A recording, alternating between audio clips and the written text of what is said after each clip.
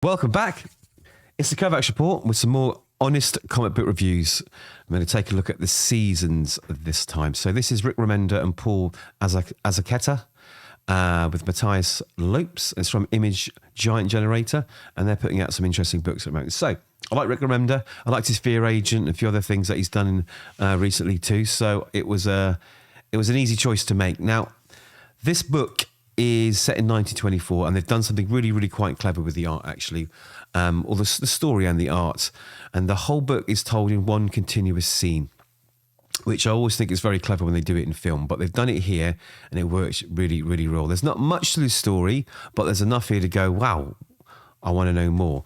So we get this news clipping from September the 3rd, 1924, saying that the city of New Cairo and its 4 million residents have gone silent. No planes can get in. No radio signals are getting in. Nothing's coming out. It's completely silent. It's like it literally vanished. And we get these pictures of some devastation here. We notice that all these people are sort of laughing and maniacally into mirrors. Maybe they've been enchanted, because I think this is going to be a bit of a supernatural magic story with a little bit of science fiction. Maybe they've been bewitched with vanity. I don't know. It's not explained, but it looks really cool. So we get this devastated city and this strange carnival leaving town. I think that's the ringmaster there, looking really ominous. So already it's set the scene, and I really, really like it. We then jump to this page here, which shows the four sisters. So spring, summer, autumn, winter. So they're the seasons. So it's spring season. So that's their name as well. So that, it's a nice little touch there. I'm going to talk about the art soon, because the art in this book really, really, really sets it on fire. I love it. I love it. I love it. So we're introduced to the first sister, which is Spring. Now, I think she's the sort of, maybe the younger sister. She's clumsy, she's ditzy, a little bit frantic. And it seems to me in this town, she is the post girl, and she delivers all the post. And she's chasing a letter that's been caught in the wind. And that's what this whole book, bar the last few pages, is. It's her running through the city, trying to catch this letter. Now, at first I thought this is going to be a little bit boring, but it really isn't, because it's quite clever, because as they do that, they introduce the town and its residents, and you really get a feel for the world that these characters are based in. You've got the two old ladies that go shopping together. You've got the eccentric bookseller who likes fine coffee.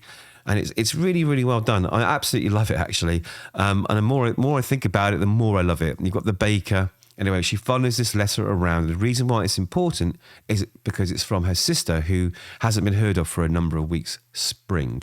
So she never writes letters unless it's very, very important. So she has to catch this letter. She has to catch that, and madness ensues. She almost knocks the baker over his cake. She's in the bakery. The letter gets stuck on the heel of it. It's a little bit madcap, a little bit funny. It's very, very Studio Ghibli, Wes Anderson. So if you mash those two together, that's what this feels like, and it works really, really well, especially with this art. I think the art really, again, makes this book. It elevates it another level. I really, really enjoyed it. As the letter flutters through the sky, we notice this huge billboard here, and I think that's Summer, her sister. So her sister is obviously some kind of celebrity, maybe a movie star, maybe a model. We don't know yet. We're not introduced to her. But we do know that something is coming, right? So with this carnival on its way. So she goes through here, little rocket pack guys. That says there's a bit of science fiction in this world, in this time. So he's building the world, building the world, building the world. And there's little funny moments in it with the cat trying to get the bird because the letter's in the nest.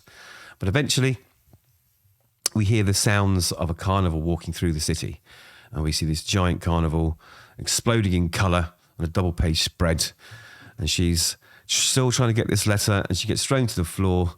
And then the ringmaster, that strange stilt-wearing ringmaster, bumps her, and they engage. And he's very, very strange. All he does is put a flower in her hair and says, "Huck, huck," and walks away. So we get a bit more Wes Anderson, bit more Studio Ghibli creatures walking through, and we get to find out what's in this letter. Now, her sister has said that she's found them. She knows what happened to their mum and dad. So obviously their mum and dad have been missing, maybe for a long time, maybe forever. I don't know yet. But it's a long story. All I can tell you is that you are in great danger. I'm in danger. You're in danger. We're all in danger. You need to get out of the city tonight, right now. Don't wait. Don't go. But it looks like that great danger has already arrived, as we end the story with her sister grabbing a gun for protection as these ominous-looking weirdos come in to the train to try and grab her, I guess.